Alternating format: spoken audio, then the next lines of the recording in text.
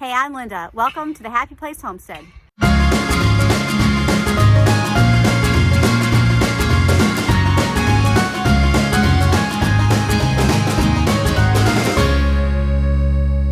Okay, so Chris has, of course, like every other day, a ton of projects that he's working on outside. You can probably hear him in the background. Those are good projects, important projects, but they're not fun projects. I'm working on fun projects. So today I have 3 things I'm working on, and even though it's a little cold outside, it's actually a beautiful day to be working outside. So I'm grateful for that. My 3 projects is 1, I'm going to repot some of these rescue plants I found at Lowe's yesterday. They were really cheap for $1 or $3, and they're just indoor plants, but I'm going to repot them into bigger pots so they'll be inside and make me happy throughout the winter. My goal is to actually start growing some lettuce on the inside, but that will be another video because I'm not quite ready for that today. The other project I want to work on is an inside bathroom.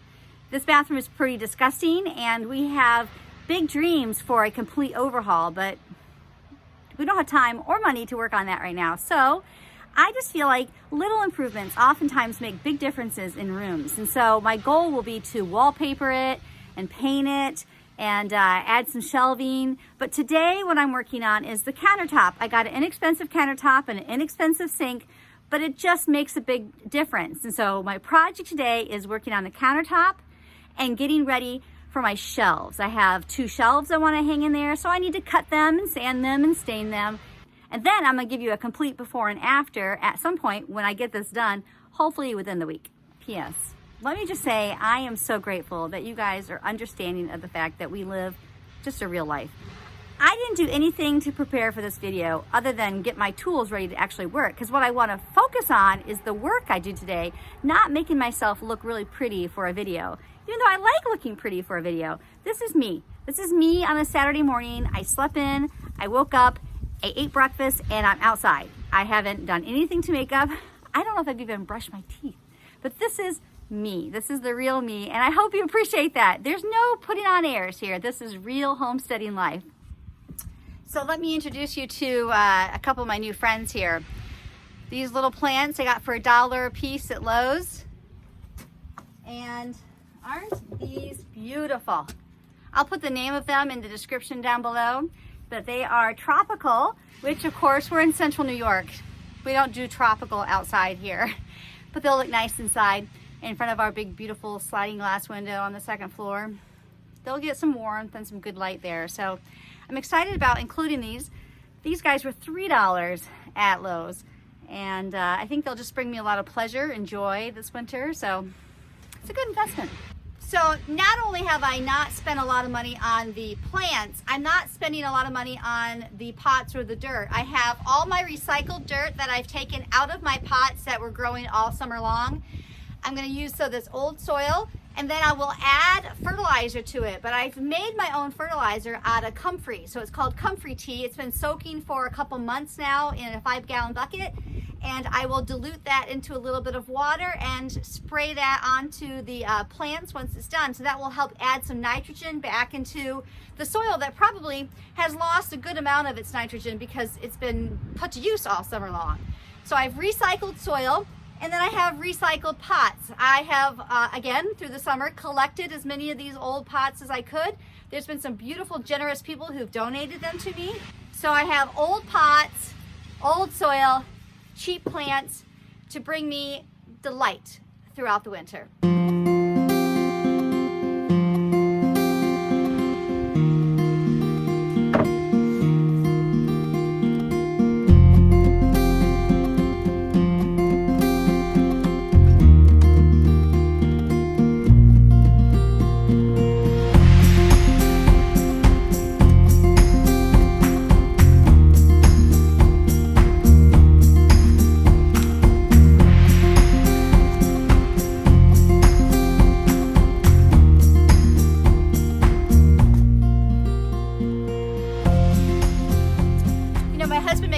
Because he's noticed after 30 years of marriage that when I'm happy, when I feel content, I hum to myself. And so I just caught myself humming.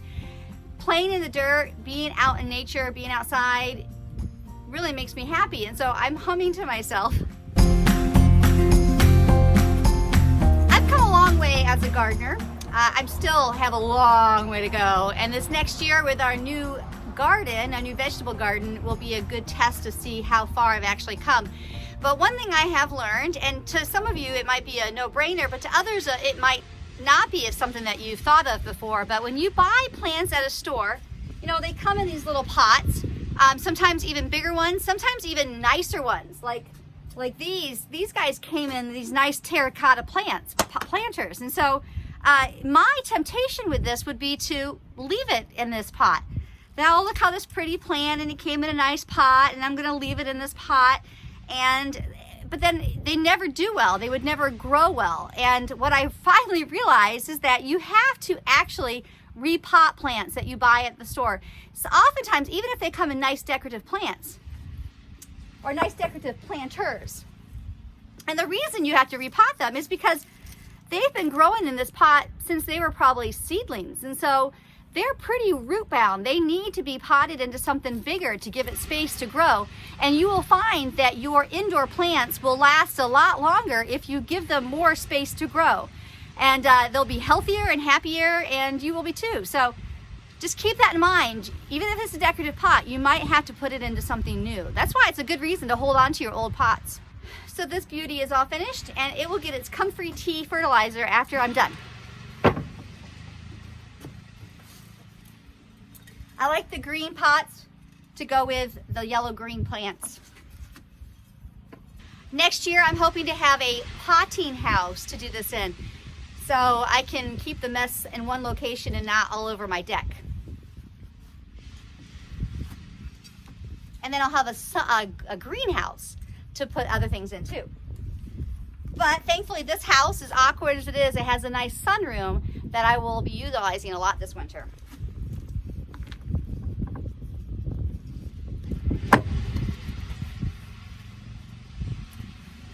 I'm excited. She'll probably grow pretty nice this winter for me.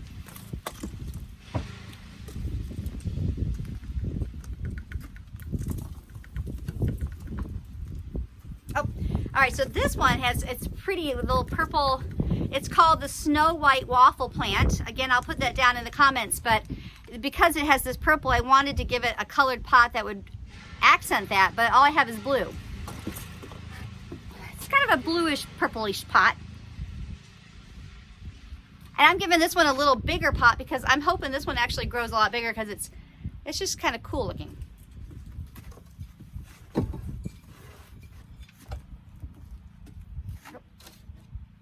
It's also really good to keep your tags and leave them in your pots because they give you good information about how much sunlight, how much watering, the size that they tend to grow to, and the name. It's always good to know the name of your plants. And so keep these, stick them in your pots as you repot them, really.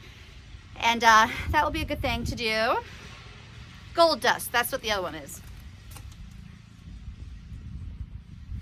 You know, different plants require different sunlight needs. So those gold dust require more direct sunlight, whereas this Snow White WAFFLE Plant, this thing doesn't require as much sunlight. And again, I can't keep track of all that. That's why it's important to keep the little tags in your pots.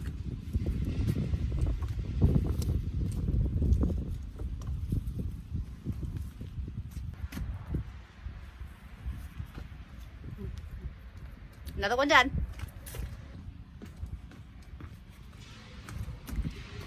You know, some farmers use spades.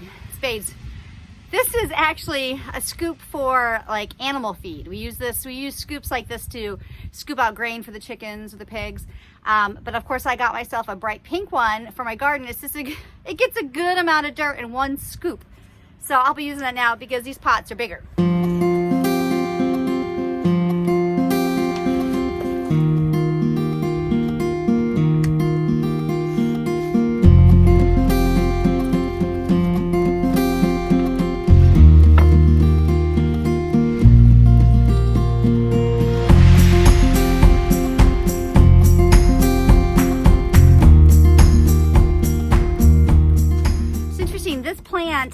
Has a different root structure than the others. the roots are right along the top. Do you see that? That's interesting. Usually they're wrapped up around the bottom, but this guy, wherever the roots are, it's obvious he needs a bigger pot.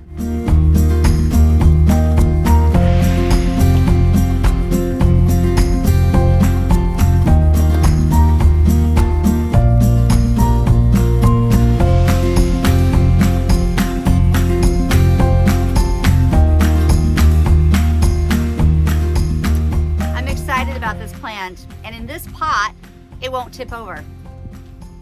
You know, if you are a would-be gardener, if you want to learn more about gardening or just be inspired by gardens, I'm going to recommend that you watch a TV show. I don't know, I get it on like Acorn Media. I like a lot of British television, so I can get it there. It might be on Netflix, it might be on Prime, it might be on PBS even.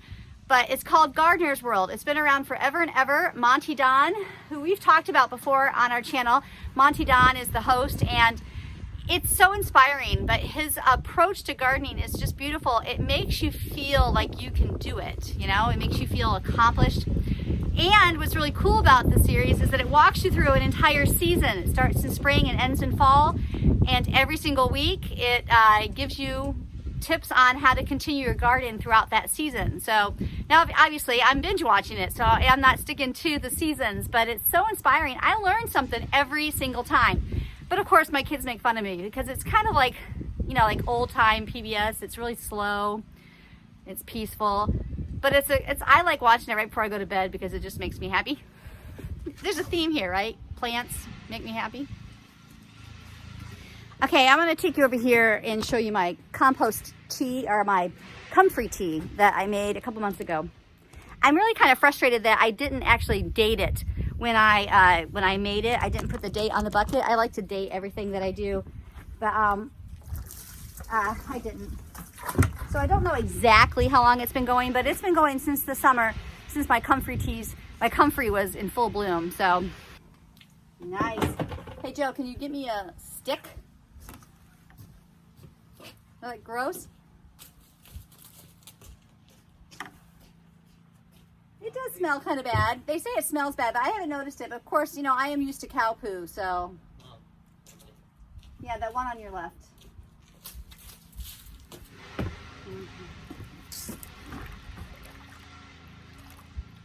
Was this a clean bucket before? Yep. So there's my little pieces of Comfrey in there. And my kids asked me, Comfrey tea, do you drink it? I had to explain to them that tea just means plants soaked in water. It smells like some of it's drinkable, some of it's not. What's it smell like? It smells like cow poop. It does smell like cow poop. It's all like grass. Right, you're right. Like fermented grass, basically, so it smells like cow poo. So people say it smells bad, but to me it just smells like home. Okay, I'm not doing exact science here, but I'm going to take some of the Comfrey tea and put it in my watering can and add some water to it to water my plants. Afterward, I'm going to reserve some of this Comfrey tea into a small mason jar to have for later. And then what I think I'm going to do is add more Comfrey into this with some more water and stick it in the basement. And I'll have more of it ready for spring. Because, you know, my Comfrey actually is still kind of out of the ground, alive, so I might as well cut it back and get some use out of it for the spring.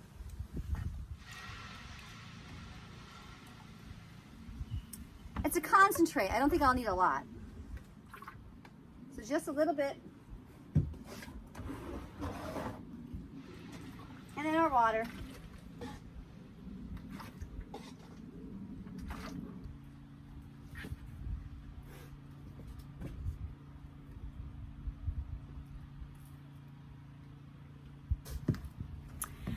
Okay, so I don't know if you guys know this or not, but when you fertilize and when you water your plants, whether they be in a garden or in a pot, it's best to actually focus on the soil. You don't want to water the top of the plants. You want to get the soil wet, and you want to fertilize the soil because it's the soil that's feeding the plants. So, and the water, of course, goes to the root of the plant. So that's why sometimes it's not best to like sprinkle a garden. It's better to have more soaking hoses that actually attach, that get the soil wet, not the plant. So that's the same thing with your house plants. Now, some of them might have some value of being sprinted with water, but it's mostly focused on the dirt. Okay. You know, I'm just gonna be honest with you, okay? I hate goats. I'm really coming to hate my goats. I love Sebastian. Sebastian's a good goat. You know, he still does eat what he's not supposed to, but today I noticed my lilac bush had been attacked, basically.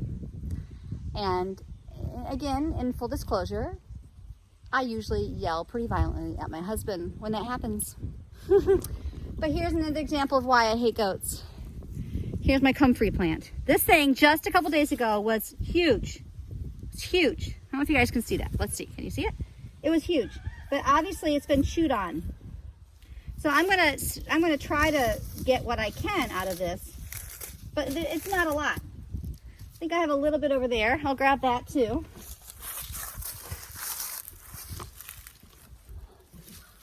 Here's a little bit more. I'll grab a little bit of this.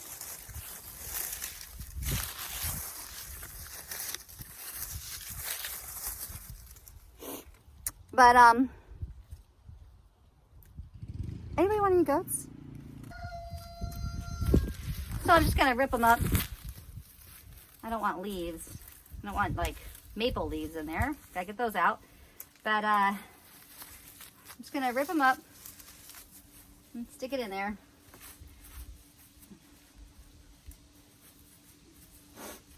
Now, comfrey is a very powerful herb. It can be used for medicinal remedies and the like. Now, if you're using comfrey for medicinal properties, then you want good quality comfrey. The end of the season probably is not the best time to pick your comfrey if you're making medicine out of it. But for this purpose, this is just, I'm soaking it in tea. You know, when a plant decomposes, it adds nitrogen back to the soil. So I'm just speeding up that whole process by putting it in water. So it doesn't matter if the leaves look pretty or not. They're breaking down, that's the whole point.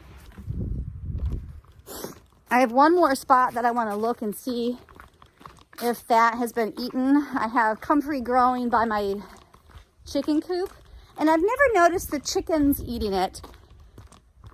It's those darn goats.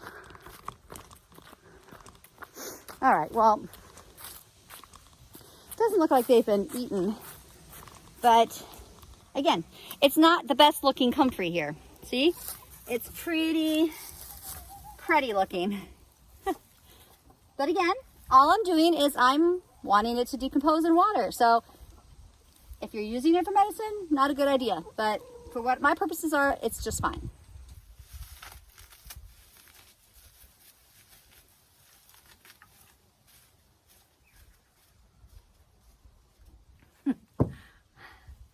How you guys like my pajama bottoms?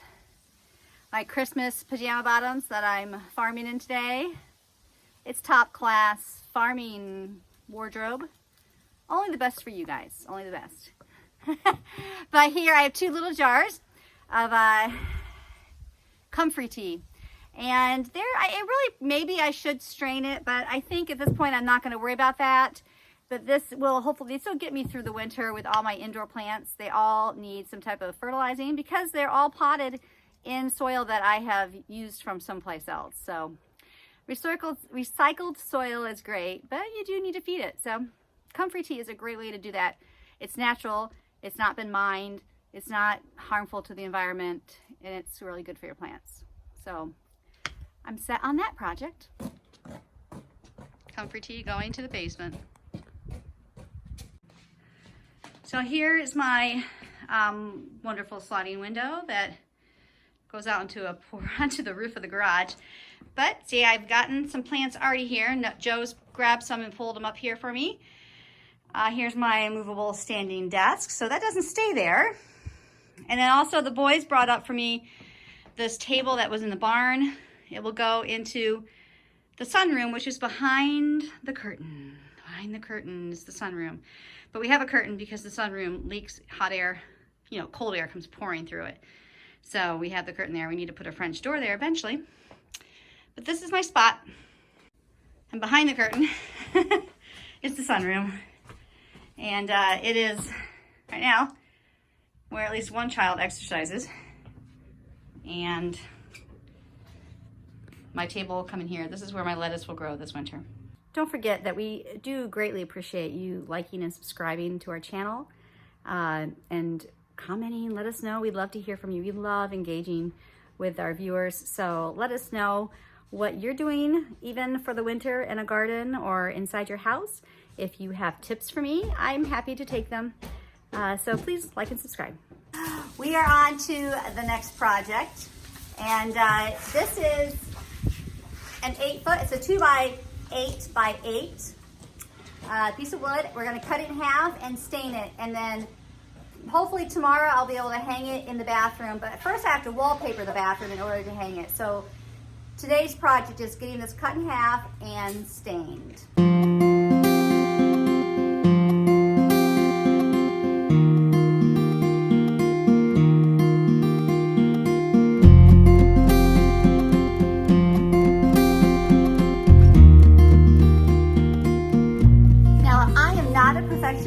So here are my non-perfectionist tips when it comes to staining a piece of wood. 1, wear gloves. It makes it so much easier, so you don't have to wait weeks for your hands to come back to the same color that they're supposed to be. And then I like using a brush. It goes on a lot faster, and then I wipe off the excess with a rag. It moves a lot faster. I have used rags before, and if you're doing a small piece, it might be easier to do a rag so you can get into the fine spots, but when you're doing large pieces of staining, I brush it on and wipe it off with a rag. And I tend to just use 1 coat. So it's really, staining is actually pretty easy. What's gloves do you guys got for them? That's Wait, staining's really easy? 2 each is good. Huh? Staining's really easy? Yeah, staining is really easy. Oh, okay. That means she'll help us do the pigs, right? Oh, are you supposed to be doing the pigs? Dad said we could do the pigs. The goat fencing, but we still not want to put the goat fencing or wood. I do not want to do it, and I do not want to do it at night. Do the pigs at night.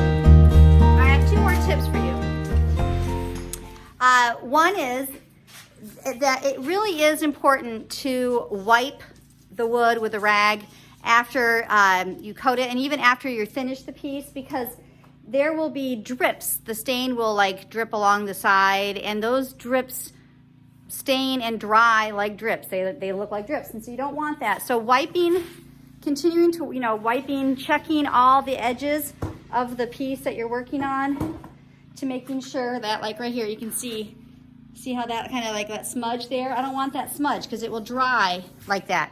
And then underneath also. So you just double check and make sure that all the smudges and all the drips are wiped away. The other tip I have for you is the paintbrush. And I hesitate to give you this tip because I don't want you all going out there and taking them all from me. But the best paintbrushes for projects around your house is from the Dollar Tree. Going to the dollar store. They're $1. They're really good quality, and you don't have to worry about like wasting it. Like if you want to test different stains or different paint colors, you don't have to worry about cleaning the brush and all of that. And paintbrushes are expensive in the store. So the Dollar Tree has really good quality brushes. I get the wood handled ones, and they come in different sizes, and they come with angles and all of that too. So that's the score, but none of you are allowed to come to Central New York and buy all of them from the Dollar Tree, okay? So I'm giving you that tip, but you gotta leave some for me too. So those shelves will need to dry, and if you follow me through on the finished product of this whole bathroom, you may notice that I will only do one coat of stain on these shelves, and I most likely will not put polyurethane on it. And I know the proper way to do it is to you do the polyurethane, let it dry, sand it, do it again, let it dry, sand it. I've never ever done that. But the thing is that I'm making shelves that are gonna hang in my bathroom.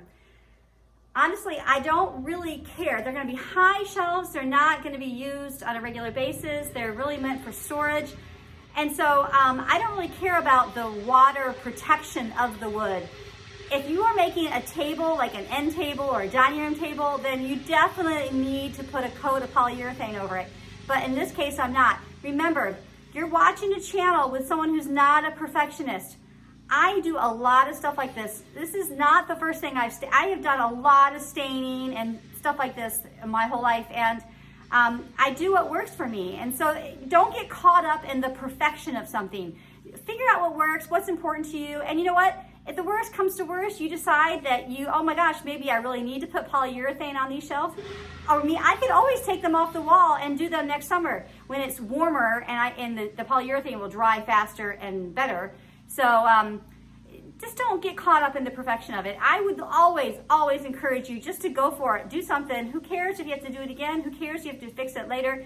It's better just to try than to put something off indefinitely. So again, that's my tip from the imperfect carpenter. Now that I'm done with this one, I'm going to move on to the next project, which is a first for me. I'm going to start working on the bathroom countertop. Okay, my last small project for the day, and it's good that it's my last one because the temperature's starting to drop, and then I have dinner to make. But I'm going to just simply cut the countertop that will be going into my bathroom. I'll be cutting the sink out of it. So this is a new thing for me. I have never done this, but I've done enough things to where I look at this project and I think, I can do that. That's totally doable. So as long as I don't break it, but free to fail here, free to fail. I can't imagine I'm gonna break this countertop, but whatever. If I do, I get another one. That would suck, but I think that's the mentality I have to have. Otherwise, I'll be paralyzed with fear. So I'm just gonna do this and whatever. If it's imperfect, it's imperfect. So for some of you who may not know, you can buy inexpensive, this is a Formica countertop, and it came in a 4-foot space, or 4-foot size. They come in 6 foot, 8 foot, whatever, 10 foot. And you wanna have the right depth for whatever you're doing. Our bathroom cabinet is actually 24 inches deep. Most bathroom cabinets are not that deep, but this is a custom built, and so they made it as big as kitchen cabinets. So it's a big cabinet. So I'm using actually a kitchen countertop instead of a bathroom countertop because it's so deep. Now, another thing that you may not know is that when you buy a sink, if it's a sink that is a drop-in sink, maybe the undermounts have the same thing, but they give you a template that you can trace onto your countertop so that you know exactly the size of the hole that needs to be cut in order to put your sink in. So I have this template. I'm going to cut it out, tape it onto the countertop exactly where I want. I'll trace it, and then I will start my cutting. And that will be it for the day. I'll make sure that the sink actually fits in it, but I'm not going to do the rest of the work today. I want you to hopefully pay attention and stay tuned anyway, because the full project of the before and after of this bathroom will be coming later on, probably next week. So pay attention to that. I think you'll like it. If you like HGTV, you like before and after stuff. I love that stuff. So anyway, that's what's happening right now.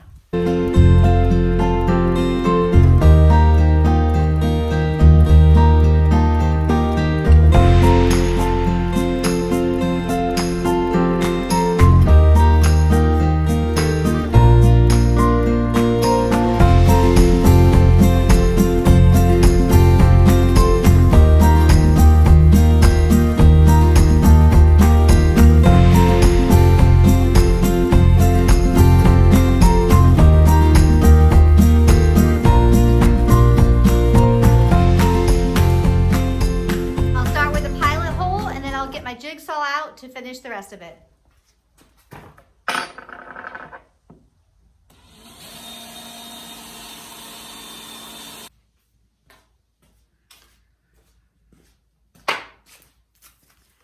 Here's my life. I found my jigsaw, but it has a broken blade. Now, I like to be prepared, so I usually buy packs of blades because jigsaw blades I go through on a regular basis. If I'm using my jigsaw a lot, which I do when I'm laying flooring, I go through a lot of blades, and so I buy a pack. Do you think I can find that pack? No, I can't. I can't find that pack of blades.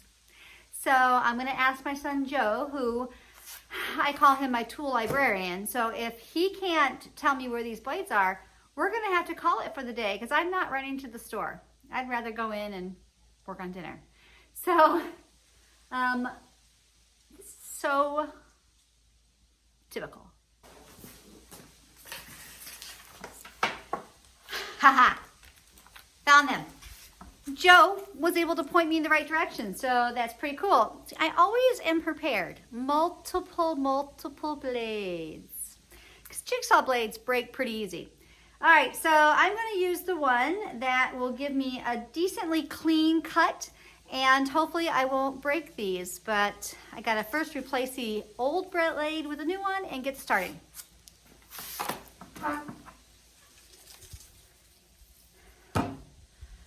I need an Allen wrench, not a screwdriver. I know this might come as a surprise for you, but I couldn't find my Allen wrenches. So I had to dig into my bike bag. I have a fanny pack that I wear when I biked a lot. I love cycling. And you typically, a good cyclist always carries a tool belt thing with them, and they have Allen wrenches on them. So I'm gonna, at least I know where these Allen wrenches are, and I'll have to get my tool librarian to hunt down my other Allen wrenches. I know I have a lot of sets of them, so why aren't they somewhere?